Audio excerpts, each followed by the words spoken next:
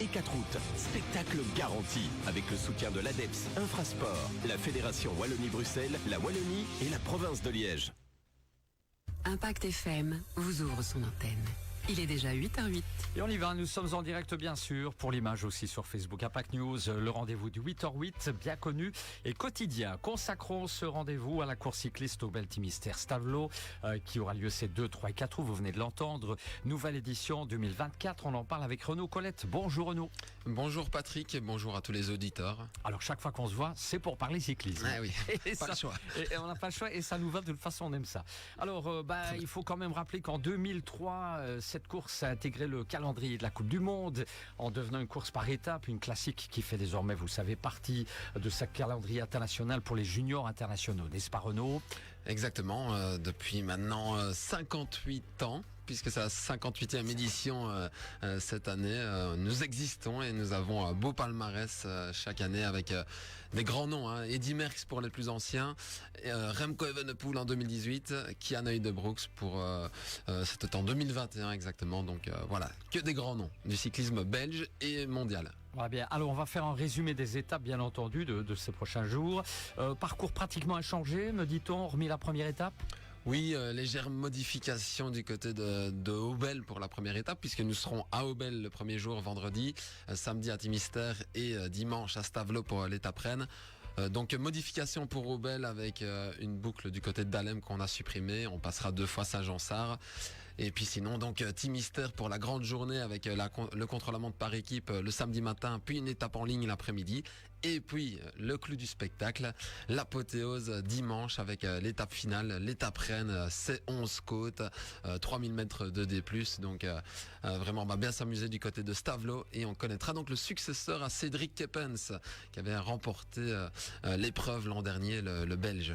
Voilà, c'est du classique finalement au niveau du parcours pour cette nouvelle édition. C'est assez classique et on veut toujours avoir un parcours sélectif, on l'a dit, très attractif pour le public et un parcours qui couronne un coureur complet.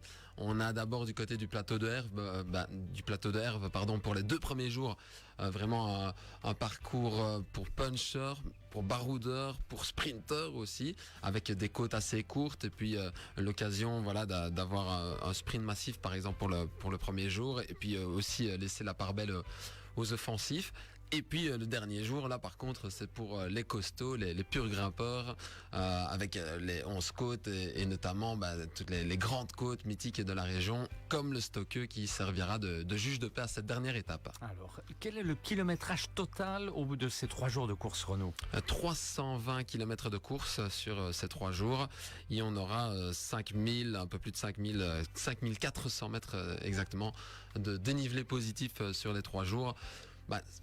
Quand on voit cela, on se dit que normalement le coureur qui inscrit son nom au palmarès devrait être un coureur d'abord complet et puis surtout un coureur très costaud. Il y a encore du beau monde dans le peloton pour cette édition. Et puis quand on reprend le palmarès, on voit que ce sont des coureurs qui ont quand même par la suite fait une carrière. Ils sont passés soit directement des juniors au monde professionnel comme Evenepoel en 2018. Soit un peu plus tard, ils sont passés pro, mais on les retrouve, quoi qu'il en soit, au sein du peloton professionnel. Et généralement, c'est des coureurs qui font carrière.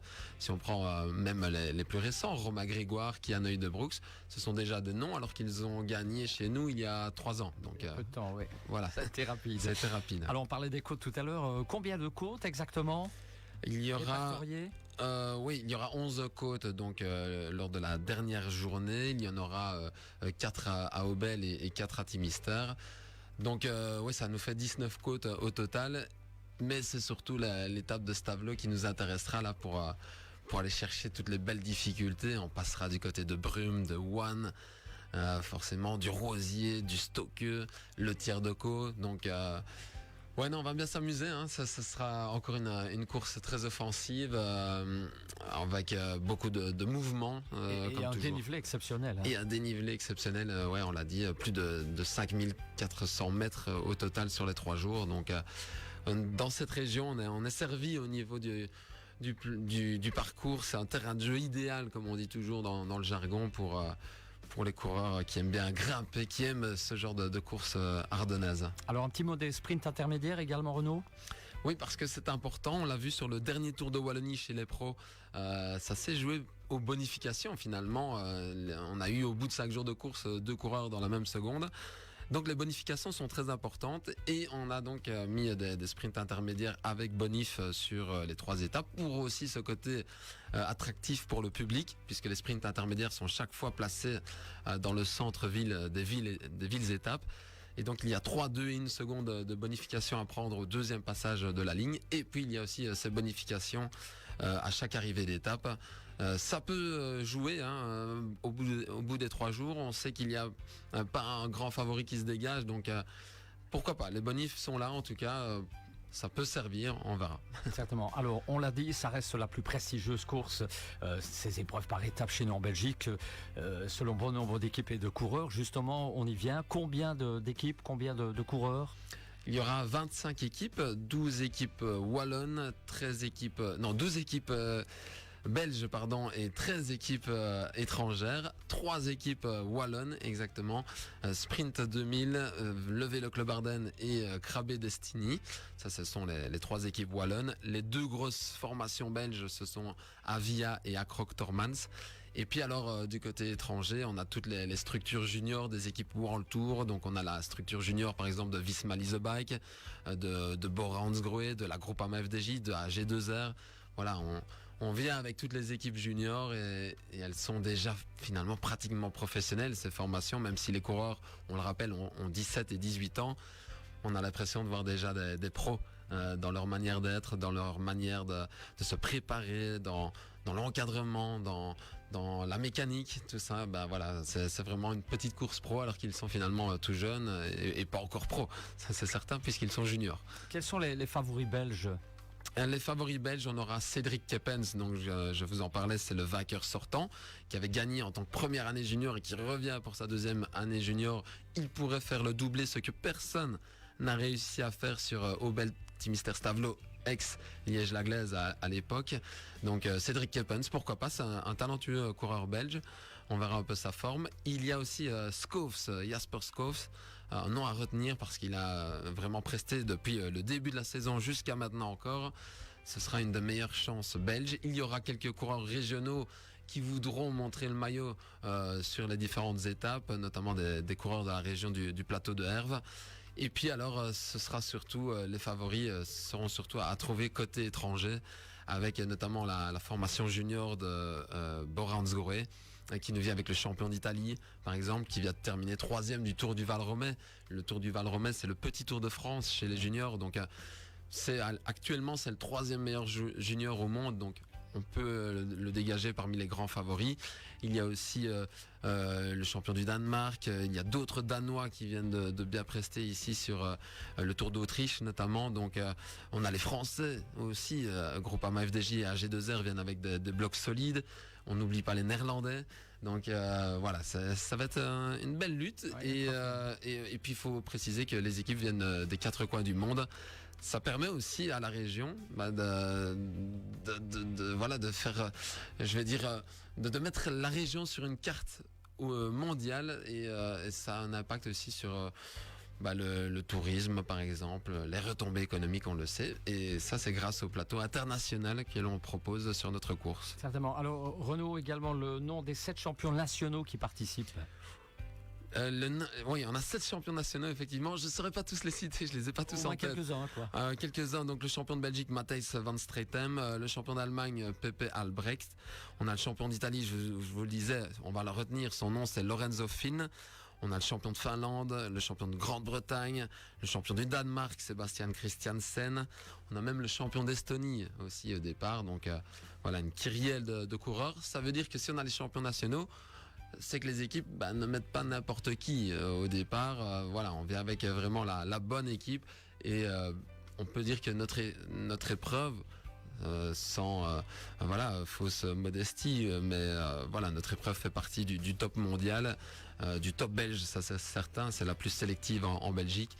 Et on peut se réjouir d'avoir cette épreuve dans notre région. Voilà, en tout cas, vous l'aviez dit tout à l'heure, c'est vraiment un tremplin vers les pros, cette course. Oui, quand on prend le palmarès, chaque année, le vainqueur passe professionnel soit l'année suivante, soit dans les 2-3 années à venir. Donc voilà, on espère continuer sur cette lignée. Je rappellerai quand même quelques noms: Remco Evenepoel, on l'a dit, Øyde Brooks, Merckx, David Gaudu, et puis il y a aussi les vainqueurs d'étapes qui ne sont pas au palmarès mais qui ont gagné chez nous. Si on prend Binyam Girmay, le récent maillot vert du Tour de France, il a gagné à Aubel devant Remco Evenepoel. C'était en 2018, il y a 6 ans. Donc si vous êtes amateur de vélo, forcément, mais si vous voulez vous dire j'ai envie d'aller sur la course pour voir de futurs champions, il faut venir sur Aubel Timister Stavelot, et vous savez, c'est quasi sûr que vous aurez le mec que vous allez retrouver dans le peloton du Tour de France quelques années plus tard. Ouais. Voilà.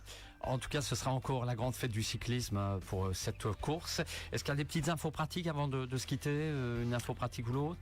Pour la région ici, on peut donner l'heure de départ à Stavelot. Ce sera 13h30, arrivé sur le coup de 16h20, horaire le plus rapide. On passera plusieurs fois dans Stavelot, on aime bien faire des boucles en allant chercher les côtes avoisinantes. Donc le spectacle, le dénouement d'Aubel Timister Stavelot, ce sera donc dans la cité des Blancs-Moussis.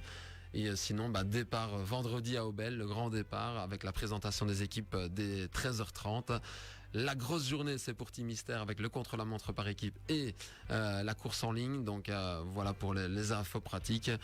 Juste retenir, donc il y a 150 coureurs au départ et que le meilleur gagne, comme on dit dans ce cas-là. Voilà, exactement. Et on peut suivre la course aussi en direct via le web, On peut suivre pour celles et ceux qui ne viendraient pas sur... si certains sont en vacances. Sur la course, voilà, par exemple. Et qui nous écoutent. Et il y a beaucoup de vacanciers. Et puis il y a aussi les parents, par exemple, des coureurs, parce qu'il y a une grosse demande des parents et de la famille, au sens large des coureurs. Ce sont des jeunes coureurs, 17-18 ans, donc on a envie de voir un peu ce qu'ils font. C'est une catégorie qui est très très suivie, les juniors, plus que les espoirs par exemple. C'est vraiment une catégorie charnière, et donc forcément pour répondre un peu à la demande, nous on a mis nos propres moyens, mais c'est des moyens techniques de l'organisation. Donc ce n'est pas la télévision, c'est donc des moyens techniques limités, mais on va quand même retransmettre les 2 dernières heures de course de chaque étape en ligne, dont celle de Stavelot. On sait que c'est une région un peu compliquée avec le réseau. On espère que ça passera au niveau du réseau et qu'on pourra suivre donc comme il se doit cette finale et cette finale d'étape surtout sur Stavelot. Ouais. Voilà bien, je pense qu'on a fait le tour des petites infos pratiques et de cette course en tout cas. Allez, vivement qu'on y soit. Oui, mais clairement, et on annonce une meilleure météo que l'an dernier, parce qu'on s'en souvient que la dernière étape l'an dernier, c'était juste catastrophique. On avait eu un déluge du matin au soir et voilà, ça avait un petit peu gâché la fête, mais... c'est resté dans les annales, en tout cas ça reste une étape d'anthologie et qui restera gravée dans la mémoire en tout cas de Cédric Kepens, puisqu'il avait gagné en solitaire. Il a gagné un moment de légende en tout cas. Ok Renaud, en tout cas merci beaucoup merci à vous pour ces précisions. On retrouve le 8h08 sur notre page Facebook Impact News, une page de pub, retour en musique et l'info de 8h30.